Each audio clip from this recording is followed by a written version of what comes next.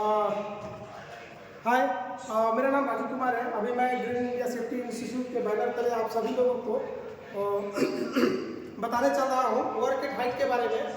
Work at height क्या होता है मैं आपको बताऊंगा। इंडस्ट्रियल सेफ्टी में जो है इंडस्ट्रियल क्षेत्रों में या आप कंस्ट्रक्शन वर्क में जाए चाहे मैकेनिकल वर्क में जाए तो मैक्सिमम आप देखते हैं कि मैक्सिमम काम को ऊंचाई के ऊपर किया जाता है और ऊंचाई पे काम करते पीरियड में मैक्सिमम खतरे उत्पन्न होने के चांसेस ज़्यादा रहते हैं और वर्कर को जो है गिर करके मरने, गिर करके टूटते हैं या बहुत सारी प्रकार की समस्याओं का उत्पन्न होने का चांसेस ज़्यादा रहते हैं, जिसकी वजह से जैसा भी हम आपको बताने चल रहे हैं कि क्या क्या खतरे उत्पन्न होते हैं और क्या क्या चीज़ें उसके लिए हम लोग बचाव लेंगे। सबसे पहले हम लोग जानेंगे कि वर्क एट हाइट क्या है। चलते हैं मैं इस चीज़ को आपके सामने लेकर के।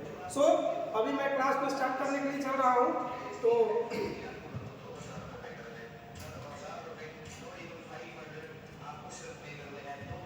अभी क्लास स्टार्ट हो रहा है। अभी मैं आपको दिखाता हूँ।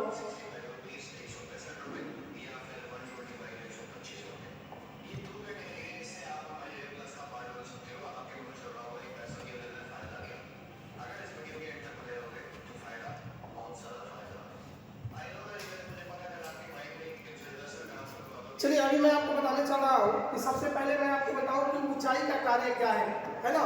तो आप देखेंगे कि आप इस चीज को देखेंगे ऊंचाई के कार्य क्या होता है कि any work above 1.8 metre from ground level is called work at height. आप देखेंगे इसमें बताने का मतलब है कि कोई भी ऐसा काम जिसको आप जमीनी स्तर से 1.8 मीटर यानी अगर इस मीटर को कन्वर्ट करते हैं तो नियर अबाउट 6 फीट की ऊंचाई पे जाएगा।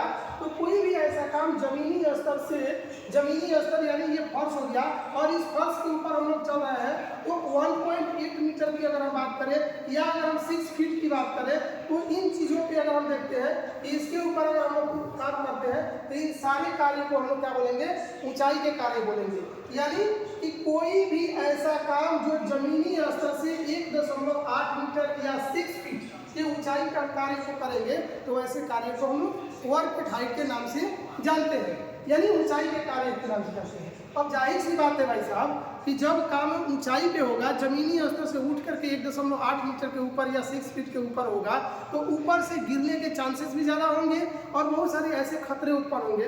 देखते हैं कि हमारे पास कौन कौन से खतरे उत्पन्न होने वाले हैं इस काम को करते पीरियड में। सबसे पहले मैं उस टॉपिक पे चलता हूँ, ठीक है। तो देखिएगा सबसे पहले आप देखेंगे कि कोई भी व्यक्ति ऊंचाई के ऊपर कार्य करेगा तो उस व्यक्ति को hazards from work at height में हम लोग देखते हैं। तो सबसे पहले फॉलिंग पीपुल फ्रॉम हाइट, ऊंचाई पे कार्य करने कौन जाएगा, कोई जानवर तो नहीं जाएगा, कोई जीव में भी नहीं जाएगा। अगर जीव में भी जाएगा तो बुद्धिजीवी जीव जाएगा जिसको हम लोग मानव के नाम से जानते हैं। तो व्यक्ति ऊपर जब काम करने जाएगा तो व्यक्ति को ऊपर से गिरने के चांसेस ज़्यादा बना रहेगा क्योंकि ऊंचाई पे वही काम करने के लिए ऊंचाई पे हो जा रहा है तो गिरने के चांसेस भी किसका है, उसी का ज़्यादा है। दूसरी चीज़ों की अगर हम बात करते हैं तो फॉलिंग मटेरियल फ्रॉम हाइट, इस चीज़ को देखेंगे कि जब कोई व्यक्ति ऊपर की ओर काम करने जाएगा तो जब वो ऊपर की ओर काम करने जाएगा तो कोई ना कोई मटेरियल लेकर के जाएगा ना। जैसे मान लीजिए कि ईंट का जोड़ाई होने के लिए जा रहा है तो सीमेंट लेकर के जाएगा, बालू लेकर के जाएगा,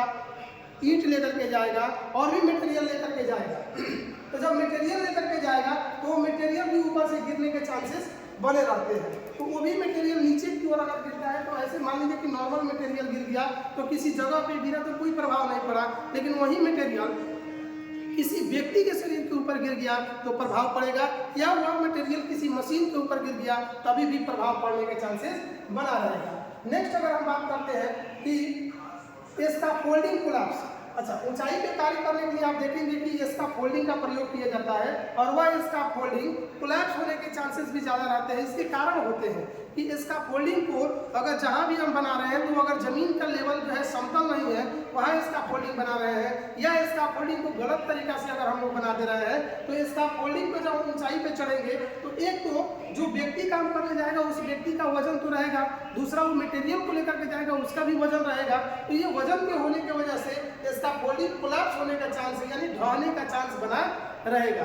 तो ये भी खतरे उत्पन्न हो सकते हैं जब आप वहाँ पे काम करने जाएंगे ऊंचाई की ओर। नेक्स्ट अगर हम बात करते हैं अनप्रोटेक्टेड एज यानी असुरक्षित किनारा, आप देखेंगे कि कि अगर मान लीजिए कि इसका फोल्डिंग का प्लेटफॉर्म बन गया है, उस प्लेटफॉर्म के एरिया को अगर हम घेराबंदी यानी बैरिकेशन नहीं की है, जैसे गार्ड्रिल वगैरह का प्रयोग नहीं किए हैं, या कोई छत ढलाई हो गया है और छत के चारों ओर का किनारा जो है खुला हुआ है, तो उस चारों ओर के किनारे के खुले होने की वजह से भी कोई वर्कर उधर गया और वो ध्यान नहीं दे पाया, या कोई सामान लेकर के जा रहा है वो भी ध्यान नहीं दे पा रहा है, तो वो भी ऊपर से गिरने का चांसेस उसको बना रहेगा। तो हमारे लिए अनप्रोटेक्टेड एज यानी जो है जो असुरक्षित किनारा है वो भी हमारे लिए खतरा बनने का काम करेगा। अब आप और बात करते हैं ओवरहेड पावर लाइन के बारे में। आपको हम बता दें कि जब ऊंचाई पे काम होगा तो आप ध्यान देंगे कि ऊंचाई पे जब काम होगा तो हो सकता है कि बिजली का केबल वगैरह वहाँ गया हो, है ना। तो इसका फोल्डिंग बनाते पीरियड में या ऊंचाई का कार्य करते पीरियड में ऐसा लगता है कि ये सेफ जोन है और हम कोई सामान या कोई पाइप या कोई भी चीज़ उठा करके ऊपर हम काम कर रहे हैं, तो वो बिजली के कॉन्टेक्ट में अगर आ जाता है तो अभी भी वो व्यक्ति को खतरा होने का चांसेस रहता है। ऐसे भी है। नेक्स्ट अगर हम बात करते हैं बर्ड प्लैंकिंग, ऊंचाई पे अगर हम कार्य करने जा रहे हैं तो वर्क इसका फोल्डिंग वगैरह का प्रयोग करेंगे या अदर चीज़ों का जो हम प्रयोग कर रहे हैं ऊंचाई पे कार्य करने के लिए, और उसकी जो बनावट है अगर उसके बनावट पे किसी प्रकार का प्लैंकिंग वगैरह हो गया या उसके जो फिटिंग्स वगैरह है वो फिटिंग्स में अगर किसी प्रकार की गड़बड़ी है या गलत तरीका से उस फिटिंग को जो है क्या कर दिया गया है तो क्या होगा जी, तो अभी भी वो गिरने के चांसेस बने रहेंगे। ठीक है। अब मैं बात करता हूँ सातवें हेजर्स के बारे में। अगर यहाँ देखा जाए तो हाई विंड का मतलब क्या होता है कि मान के चलिए कि अगर आप काम कर रहे हैं तो उस समय नॉर्मल हवाएं चल रही थी, कोई दिक्कत नहीं था।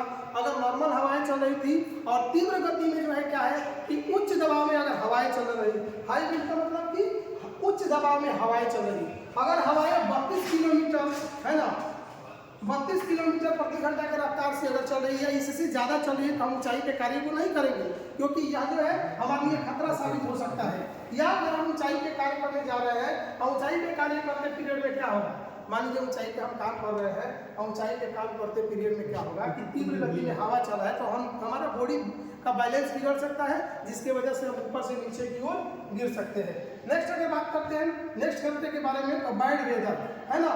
क्या हो सकता है, बुरा मौसम। जैसे ऊंचाई पे काम करने के लिए गए उस समय मौसम ठीक था, तब अचानक जो है क्या हुआ, नेचर में चेंज हुआ और नेचर में चेंज होने की वजह से अचानक जो है बारिश होने लगा, बिजली कड़कने लगी, तो इसकी वजह से भी हमारे ऊपर खतरा मंडराने लगता है और ये भी हमारे लिए खतरा बढ़ने का काम करता है। नेक्स्ट अगर बात करते हैं और हम आगे देखते हैं तो फॉलिंग टूल्स। जब आप ऊंचाई पे काम करने जाएंगे भाई साहब, तो काम करने जाएंगे तो कोई ना कोई टूल्स लेकर के जाएंगे ना उसके ऊपर, ये ऐसे ही चले जाएंगे तो टूल्स लेकर के जाएंगे, जैसे कि हैमर्स हो गया, सीजल हो गया, हेक्सा ब्लेड हो गया, या अदर वेल्डिंग मशीन्स हो गए, वेल्डिंग रोड्स हो गए, बहुत सारे ऐसे टूल्स हैं कि आप लेकर के ऊपर की ओर जाएंगे। स्पाइनर्स हो गए, सीजल हो गए, तो लेकर के जाएंगे as per requirement of work activity. तो आप वहाँ जाएंगे तो उसको लेकर के जाएंगे तो सारे सामान को बांध करके नहीं रख सकते हैं, लेकिन सुरक्षित तरीके से तो रख सकते हैं। अगर असुरक्षित तरीका से रखेंगे तो वो टूल्स भी ऊपर से नीचे की ओर गिर जाएगा, है ना। जब वो ऊपर से नीचे की ओर गिरेगा तो वही टूल्स किसी व्यक्ति के ऊपर गिर जाएगा तो वो व्यक्ति की जान जाने की भी संभावना बन सकती है। वो टूल्स टूट जाएगा, टूल्स टूटने की वजह से क्या हो जाएगा, प्रॉपर्टी का लॉस होगा और उस व्यक्ति किसी व्यक्ति के शरीर पर अगर वो गिर गया तो वो व्यक्ति की जान जाने से लेकर के उसको कोई भी फर्टिलिटी और नॉन फर्टिलिटी एक्सीडेंट होने के चांसेस बने रहेंगे। तो ये क्रिएट हो सकते हैं हैजर्ड्स। और मैं देख रहा हूँ एक बार, है ना, 10वीं के पुअरली मेंटेनेंस एक्सेस, जो ऊपर आने जाने के लिए ऊंचाई पे ऊपर जाने आने के लिए जो रास्ते हैं उस रास्ता को अगर हम लोग गलत तरीका से बनाए हुए हैं तो भी हमारे लिए वो नुकसानदायक है। कि मान लीजिए कि कोई व्यक्ति उसके ऊपर चढ़ रहा है, उतर रहा है, बार बार आ रहे हैं, जा रहे हैं और उसके नट बोल्ट वगैरह क्या हो गए हैं, ढीला पड़ गए हैं, या उसकी जो टाई अप पॉइंट है वो भी ढीला पड़ गया है, तो क्या हो सकता है, व्यक्ति बार बार आएगा जाएगा, वो ढीला होने की वजह से भी क्या होगा, गिर सकता है और गिरने के बाद क्या हो जाएगा, वो व्यक्ति की जान भी जा सकती है या कोई और भी संभावनाएं उत्पन्न हो सकती है।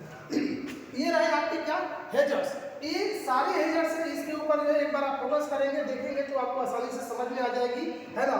अब मैं बात करता हूँ कि जब इतने खतरे उत्पन्न हो रहे हैं, तो जब खतरे उत्पन्न हो रहे हैं आपको ऊंचाई पे कार्य करते पीरियड में, तो क्या होगा, आपको इससे बचने के लिए कोई ना कोई उपाय लेना पड़ेगा ना जी। तो जाहिर सी बात है कि जब आप बचने के लिए उपाय लेंगे तो बचने के उपाय के बारे में हम देखते हैं कि क्या हमारा बचने का उपाय है। आइए हम लोग देखते हैं वर्क एट हाइट पे काम करते पीरियड में कौन कौन से ओके। चलिए अभी मैंने आपको बताया वर्क एट हाइट क्या होते हैं, वर्क एट हाइट के बारे में बताया। उसके बाद मैंने आपको बताया कि वर्क एट हाइट पे काम करते पीरियड में कौन कौन से खतरे उत्पन्न होते हैं उसके बारे में बताया। अब मैं आपको इसके नेक्स्ट क्लास में बताऊंगा कि जब आप ऊंचाई पे कार्य करेंगे तो उस कार्य को करते पीरियड में जो खतरे हो रहे हैं उस खतरे से बचने के लिए हमें कौन कौन से उपाय लेना है, उस उपाय के बारे में हम लोग इसके नेक्स्ट क्लासेस में पढ़ेंगे। तो हम लोग मिलते हैं नेक्स्ट वीडियो में, नेक्स्ट क्लास के ऊपर। आपसे उम्मीद है कि आप सभी लोग क्लास को ज्वाइन करेंगे बार बार और इस चीज़ को अधिक से अधिक लोगों के बीच में शेयर करेंगे, जिससे आपके दूसरे दोस्त को भी इसकी जानकारी मिल सके, आपको भी मिल सके। जुड़ने के लिए बहुत बहुत धन्यवाद। आपको एक लास्ट चीज़ मैं बता दूं कि अगर मेरे पढ़ाए गए जो भी टॉपिक से अगर आपको अच्छा लगता है तो अपने दोस्तों के बीच में शेयर करिए, ताकि उसको भी जानकारी मिले और आपको भी जानकारी मिले। अगर आपको लगता है कि कुछ राय मशवरा भी देना है तो आप राय मशवरा भी दे सकते हैं। नंबर मेरे यहाँ पे दिए गए हैं उसके लिए, है ना। इसके लिए बहुत बहुत धन्यवाद।